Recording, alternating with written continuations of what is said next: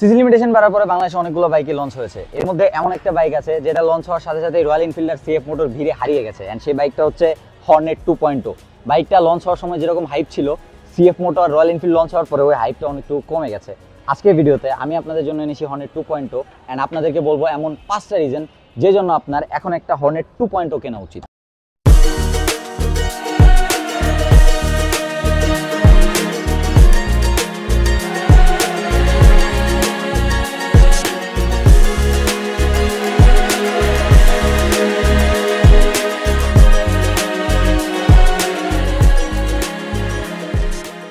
এই বাইকটা কেনার ফার্স্ট রিজন হতে পারে এই বাইকটার টর্ক আউটপুট। এই সেগমেন্টে অন্যান্য যে বাইকগুলো আছে সবগুলো বাইক হচ্ছে 150 সিসি 160 সিসি, এটা হচ্ছে 184 সিসি। তো এই সিসি একটু বেশি হওয়ার কারণে টর্ক আউটপুট একটু বেশি হবে, এন্ড এই টর্ক আউটপুটের জন্য অ্যাক্সিলারেশন আর একটু ফাস্ট হবে। এই এক্সট্রা টর্কের সুবিধা হবে কোন জায়গায়, যখন আপনি সিটি রাইডে কোনো কিছু ওভারটেক করতে যাবেন, কিংবা ধরেন হাইওয়ে রাইডে কোনো কিছু ওভারটেক করতে যাবেন, কিংবা ধরেন স্লো স্পিড থেকে একটু হাই স্পিডে যেতে যাচ্ছেন, তখন এই অ্যাক্সিলারেশনটা আপনাকে হেল্প করবে, স্পিড গেইনটা আরো একটু তাড়াতাড়ি হবে। এটা হচ্ছে হর্নেট 2.0 চাবি, এটা একটু ভালো করলেও পারতো। ওয়েল, আমরা কথা বলতেছিলাম বাইকের টর্ক নিয়ে, চলেন বাইকটা রাইড করতে করতে বাইকের টর্ক আউটপুট নিয়ে কথা বলি।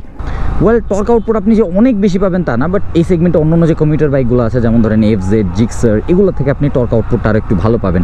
ইনিশিয়ালি 4V থেকে আরও একটু ভালো হতে পারে, এটা একটা ড্র্যাগ রেস করলে বোঝা যায় তো, বাট বাইক কোম্পানি থেকে দেওয়া না, বাইক আমার নিজের আনা, তো এই বাইকের সাথে যা ইচ্ছা তাই করা যাবে না। তো এটাতে আপনি রেগুলার অন্যান্য কমিউটার বাইকের থেকে টর্ক আউটপুট বেটার পাবেন, অ্যান্ড এটা আপনাকে সিটিতে ওভারটেকিংয়ে হেল্প করবে। ধরেন ব্রেক করছেন তারপরে আবার অ্যাক্সিলারেট করতেছেন, এরকম টাইমে হেল্প করবে। হাইওয়েতে গিয়েছেন আপনি কোনো কিছু ওভারটেক করা লাগতেছে 60, 70 বা 80 পর্যন্ত, ওইখানেও আপনি একটা হেল্প পাবেন। 90-র পরে এই টর্ক আউটপুটটা তেমন একটা ভালো থাকবে না। ইভেন 150 সিসি স্পোর্টস বাইকগুলোও 100-র পরে অ্যাক্সিলারেশন আর তেমন একটা ইনস্ট্যান্ট থাকে না, ওগুলো আর একটু বেশি সিসির বাইকগুলোতে থাকে।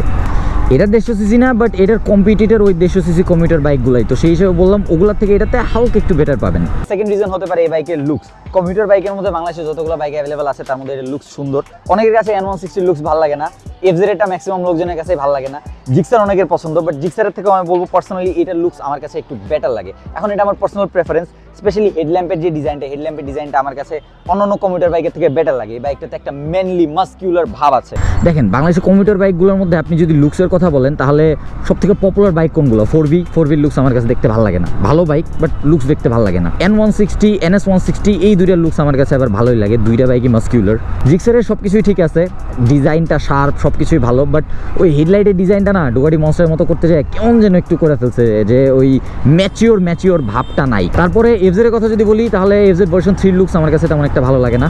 ভার্সন 4-এর লুকসটা কিছুটা ইম্প্রোভাইজ করেছে, বাট ওইটাও তেমন একটা ভালো না। খালি ভার্সন 3 থেকে ভার্সন 4-এ হেডলাইটটা একটু ডিফারেন্ট দিছে, তো ওইটার জন্য ভার্সন 3 থেকে ভার্সন 4 একটু দেখতে ভালো লাগে।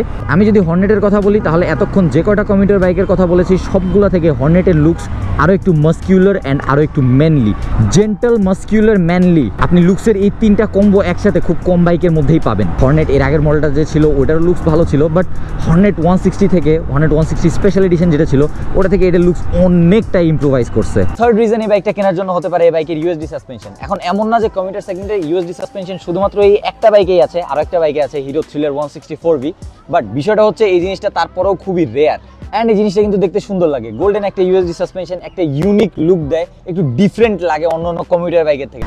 এই বাইকটাতে ইউএসডি সাসপেনশনটা দেওয়া, এটা হচ্ছে শোয়ার ইউএসডি সাসপেনশন। এর আগের ভিডিওতেও বলছি যে শোয়ার ইউএসডি সাসপেনশন শুনে আমি ভেবেছিলাম যে CBR 150-তে যেটা দেয় ওইটা মেবি, তখন আমি খালি চিন্তা করতেছিলাম যে তাহলে বাইকের প্রাইস ম্যাচ করছে কেমনে, 2,90,000 টাকায় দিছে কেমনে, কারণ CBR-এর যে ইউএসডি সাসপেনশনটা ওই ইউএসডি সাসপেনশনের প্রাইস হচ্ছে আপনার 1 লাখ টাকার উপরে। দুইটা জাস্ট খালি এই যে এই পাশ আর টি সহ সম্ভবত মানে ফুল সেট 1 লাখ টাকার উপরে প্রাইস পরে দেখলাম না এটা শোয়ার ওই সাসপেনশন না, শোয়ার সাসপেনশন বাট একটু ডিফারেন্ট সাসপেনশন, মানে ধরেন একটু কম দামে, বাট তারপরেও শোয়া ব্র্যান্ডের, শোয়া খুবই নাম করা একটা ব্র্যান্ড এই সাসপেনশনের দিক থেকে। ম্যাক্সিমাম সুপার বাইকেই সামনে শোয়া, পিছনে শোয়া, সব জায়গায় শোয়ার সাসপেনশনই ইউজ করা হয়। এটা এমন কিছু না যে আপনাকে অনেক বেশি অ্যাডভান্টেজ দিবে বা ধরেন বাংলাদেশের রাস্তায় রাইড করার জন্য অনেক বেশি উপযোগী, এরকম কোনো কিছু না।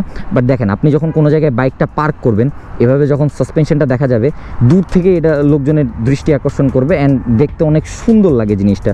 তো ওইটার কথাই বলতেছিলাম যে কমিউটার বাইকগুলোর মধ্যে, রিলায়েবল ব্র্যান্ডগুলোর মধ্যে খুব কম বাইকই আছে যেগুলোতে ইউএসডি সাসপেনশন দেওয়া হয়। তো এটা একটা ভালো জিনিস যে এটাতে ইউএসডি সাসপেনশন রয়েছে, অ্যান্ড এই বাইকটার ডিজাইনটাই টোটালি এইভাবেই করা হয়েছে যাতে আপনি একটা কম্বো পান। ফোর্থ রিজন এই বাইকটা কেনার জন্য হতে পারে এই বাইকের reliability. It's a bike from Honda, and Honda হচ্ছে গ্লোবালি মোটরসাইকেল ম্যানুফ্যাকচারারদের মধ্যে one of the best reliable brand. হোন্ডার অন্যান্য বাইকে যদি আপনারা দেখেন, ধরেন হর্নেটের এর আগের মডেলটা, কিংবা ধরেন আপনারা হোন্ডার যে CBR আপনি অনেক সিভিয়ার দেখবেন যেগুলো 1 লাখ কিলোমিটার চলছে তারপরে এখন রানিং অবস্থায় চলতেছে। তো রিলায়েবিলিটির কথা যদি বলি তাহলে রিলায়েবিলিটির দিক দিয়ে এটা খুবই ভালো একটা বাইক, অ্যান্ড এই রিলায়েবিলিটির উপরে ভরসা করে, এই শুধুমাত্র হোন্ডার নামের উপরে ভরসা করে আপনারা এই বাইকটা নিতে পারেন। দেখেন রিলায়েবিলিটির কথা যদি বলি তাহলে বাংলাদেশের মানুষজন একটা জিনিস বিশ্বাস করে, সেটা হচ্ছে জাপানিজ মানে রিলায়েবল। হোন্ডার থেকে রিলায়েবল বাইক বানায় বা অন্য কোনো ব্র্যান্ড আছে যেটা রিলায়েবিলিটির দিক দিয়ে হোন্ডার থেকে নাম করা, এরকম মনে হয় নাই। হ্যাঁ, জাপানিজ সবগুলা brand Yamaha, Suzuki, Kawasaki, Honda সবগুলাই রিলায়েবিলিটির জন্য ফেমাস, বাট হোন্ডার সাথে রিলায়েবিলিটি জিনিসটা আরও একটু বেশি যায়। অ্যান্ড এই রিলায়েবিলিটির আরেকটা প্রুফ হচ্ছে আপনি যদি সেই অনেক আগের হোন্ডা CD80গুলো দেখেন, CG125গুলো দেখেন, তারপরে আপনার হোন্ডা H100গুলো দেখেন, সবগুলো বাইক এখনও রানিং অবস্থায় আছে। মানে যারা খালি ফালায় দেয় নেই, যারা কোনো রকম বাইকের যত্ন করছে, মোটামুটি লেভেলের যত্ন করলেও বাইকগুলো টিকে গেছে। তো এইটা হচ্ছে একটা এক্সাম্পল যে হোন্ডার বাইকগুলো কী পরিমাণে রিলায়েবল হয়। নাও এই বাইকটা কেনার লাস্ট রিজন যেটা আমি বলতে পারি সেটা হচ্ছে এই বাইকের রাইডিং ফিল। এই বাইকটা রাইড করে খুবই ভালো লাগে, বাইকের স্মুথনেস খুবই ভালো। হোন্ডা মানে স্মুথ। এর আগে যে আমার হর্নেট 2.0 ভিডিওটা ছিল ওটাতেও বলেছিলাম যে হোন্ডা ইজ লাইক হোন্ডা, এতটা স্মুথ। এটা আপনি রেগুলার রাইড করে অনেক মজা পাবেন, এটা আপনি হাইওয়েতে নিয়ে যাওয়া অনেক মজা পাবেন। তারপরে আপনার যদি হুট করে ডানে বা বামে মুভ করা লাগে, এটা খুব ইজিলি মুভও হবে। এরপরে ব্রেকিংও মোটামুটি ভালোই, সিঙ্গেল চ্যানেল ABS আছে বাইকটাতে। মানে ওভারঅল আমি যদি রাইডিং ফিলের কথা বলি, আপনি রেগুলার ইউজ করেন, আপনি মাঝে মধ্যে বের করেন, সব দিক দিয়েই এই বাইকটা আপনাকে মজা দিবে। মানে ম্যাক্সিমাম কমিউটার বাইকই এরকমই, বাট এটাতে হালকা একটু এক্সেপশন আপনি ফিল করবেন এটার এক্সট্রা টর্ক আউটপুটের জন্য, এক্সট্রা পাওয়ার আউটপুটের জন্য, অ্যান্ড সামনে USD সাসপেনশনের জন্য। এর বাইরে অন্য পয়েন্ট যেগুলো আপনারা চিন্তা করতেছেন সেগুলো হচ্ছে মাইলেজের কথা কেন বললাম না, মাইলেজ FZ বেশি দেয়। ব্রেকিংয়ের কথা কেন বললাম না, ব্রেকিং N160টা বেটার। অ্যান্ড এই ভিডিওতে কোনো টেস্ট কিছু নাই, আমি 0 to 100 টেস্ট করে দেখাতে পারবো না, আমি মাইলেজ টেস্ট করে দেখাতে পারবো না, কিছু করতে পারবো না, বিকজ বাইক আমার নিজেরা না, স্পন্সার্ড না। আপনাদের আবার স্পন্সার্ড ভিডিওর সাথে চুলকানি যে ভিডিও স্পন্সার্ড হওয়া যাবে না, সেটা আমি যেভাবে বলি বা যাই করি ভিডিওতে। দেখেন, যখন একটা ভিডিওর জন্য কোম্পানি থেকে বাইক দেয় তখন আমার কাছে ফ্রি অ্যাক্সেস থাকে যে ওই বাইকটার সাথে আমি যা ইচ্ছা তাই করতে পারবো। বাইক যদি আমি ভেঙেও ফেলি, আমার কারো কাছে কোনো দায়বদ্ধতা নাই, কোম্পানি আর আমার মধ্যে নেগোসিয়েশন হবে, আমরা বুঝে নিব। বাট অন্য কারো বাইকে না, আমি এরকম করতে পারবো না। তারপরে যখন ভিডিওগুলো কোম্পানি থেকে স্পন্সার্ড হয়, কোম্পানি বাজেট দেয়। এখন আপনাদের মনে হয় এই টাকাটা ইউটিউবাররা পকেটে ভরে বসে থাকে, বাট না, এগুলো আমরা ভিডিওর পিছনে খরচ করি। এটা যদি একটা স্পন্সার্ড ভিডিও হইতো তাহলে এটা এই লোকেশনে শ্যুট হইতো না, এই ভিডিওতে একটা 0 to 100 টেস্ট থাকতো, এই ভিডিওতে একটা মাইলেজ টেস্ট থাকতো, এই ভিডিওর টপিকটাই ডিফারেন্ট হইতো। অ্যান্ড তারপরেও আমার যেটা ভালো লাগে আমি ওইটাই বলতে পারবো, আমাকে কেউ বলতে কোনো কিছু না করবে না বা কোনো কিছু লুকাইতে বলবে না, কেউ ওটা বলতে পারবে না। যেমন ধরেন ওয়েট করেন, এরপরে ভিডিওগুলো থেকে আপনারা আরও ভালো করে বুঝতে পারবেন ডিফারেন্সগুলো। হোপফুলি হর্নেট কেনার 5টা USP আপনাদেরকে বোঝানো শেষ। আজকে ভিডিওটা এখানে এন্ড করি। That's it for today. Thanks for watching. See you in the next one. Till then, stay subscribed. Wear helmet, ride safe, and keep watching Bike Lover Bachelor. Thank you.